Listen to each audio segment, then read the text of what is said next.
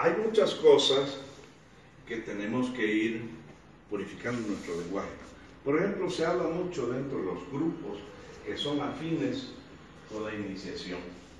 Hasta ahora se sigue utilizando el uso de que nuestra enseñanza es esotérica. Y no podría haber un mayor tremendo error decir que la gnosis es una enseñanza esotérica, porque la gnosis ahora es pública, es abierta, no es secreta. Además, que corremos el riesgo de mezclar una enseñanza tan pura, tan noble, tan trascendente, tan virtuosa como es la gnosis, con todos los desajustes y las desviaciones y las aberraciones en las que incurren casi todos los grupos que dicen llamarse esotéricos. Mayormente vinculados con ¿quiénes? Con drogadictos, con infrasexuales y, desgraciadamente, con quienes siguen cometiendo los mismos errores que no se corresponden con una auténtica gnosis. ¿Por qué? Siguen siendo adúlteros, siguen siendo fornicarios, siguen siendo ladrones, siguen siendo criminales y siguen cometiendo una cantidad de cosas que ya no puede aceptar una naturaleza que se considere en pleno ascenso de purificación y de mejoramiento de nuestra naturaleza corporal para merecer cada vez más y mejor aquella naturaleza divina que nunca se nos ha apartado, pero que nosotros nos apartamos de ella y que requerimos realmente lograr. No sé si ustedes conocen esas linternas que antes uno podía graduar la luz para que se vea, se expanda o se dé más fino. Más o menos para tomar una idea, nosotros somos una luz que tenemos que saber graduarla, a tal punto que dé sus mejores luces, más perfectas, más adecuadas, más útiles. Porque la utilidad de la gnosis no es solamente para que desarrollemos la autognosis, o sea, esa capacidad de levantarnos nosotros de entre los muertos vivientes, sino que además, como consecuencia de ese estado de despertar y de levantarnos, auxiliar a todo aquello que nos rodea.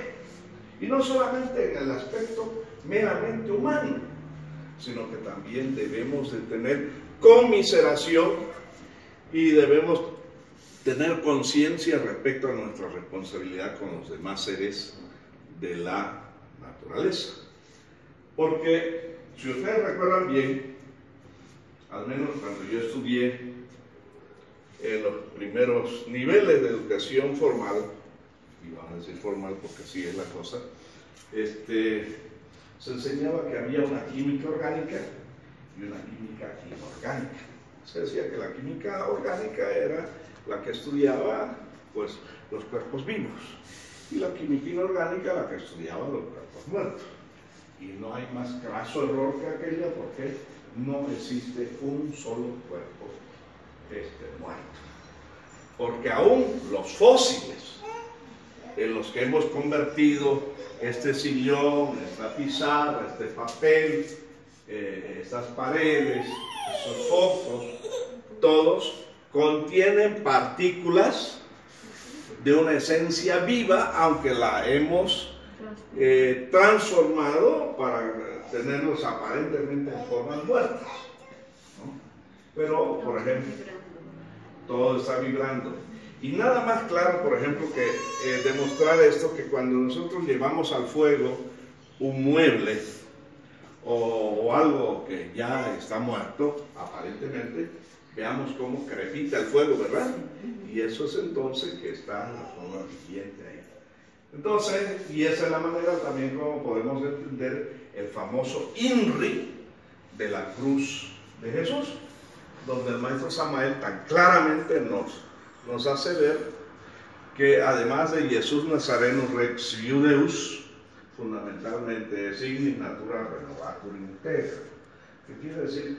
Que la naturaleza se renueva incesantemente a medida que vamos dándole cabida a esa transformación que debe convertirnos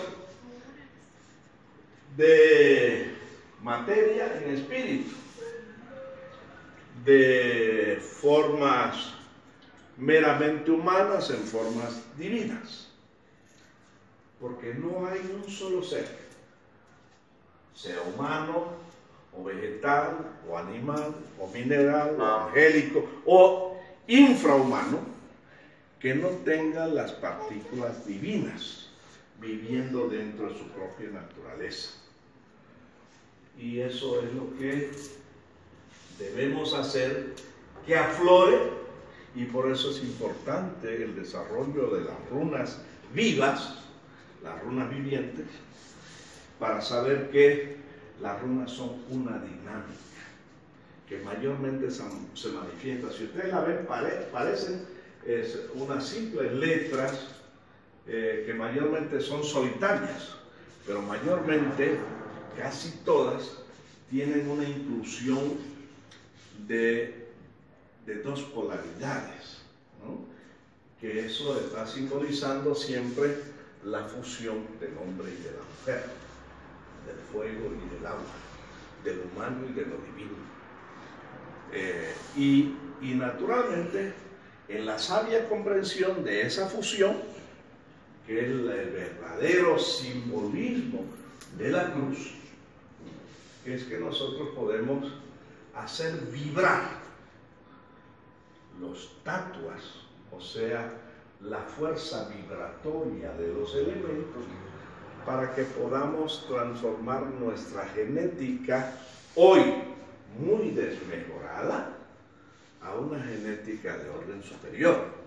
Primero, para recuperar nuestra condición propiamente humana, que la hemos perdido y nos hemos equiparado mayormente entre los terrícolas con lo peor de los animales, porque ya vivimos de instintos, ya hemos perdido la capacidad de esa reflexión y de esa sabiduría que nos hace humanos, porque creemos que somos superiores a los animales porque hablamos. Los animales también hablan, las plantas también hablan, los minerales también hablan. Y pensamos que también somos superiores, como decía Descartes, ¿no? Que cogito ergo sum, pienso luego existo. Pensamos que al pensar somos superiores y que somos humanos. Y no, las plantas también piensan, los animales también piensan, los minerales también piensan. ¿O por qué creen ustedes que existe esa cohesión molecular tan formidable y perfecta de los átomos componentes de la materia? Y cómo se desarrolla, por ejemplo, la perfectibilidad de una flor que florece en esa perfectibilidad de colores, de perfumes y de gracia y de atractivo y de belleza, ¿no? Bien, entonces debemos darle mucha importancia al manejo del verbo, cada vez aproximándolo al mayor grado de perfección. Porque eso es encontrar, en realidad, la clave octava, que era la desconocida, de las 7 otras claves, mediante las cuales, en una sola, la fusionamos a todas. Más o menos para que comprendamos la enseñanza del maestro Gurdjieff, que mediante su discípulo Uspensky, que me imagino que algunos lo han estudiado, sí. Podamos entender, por ejemplo, el equilibrio o el Tao de la vida práctica.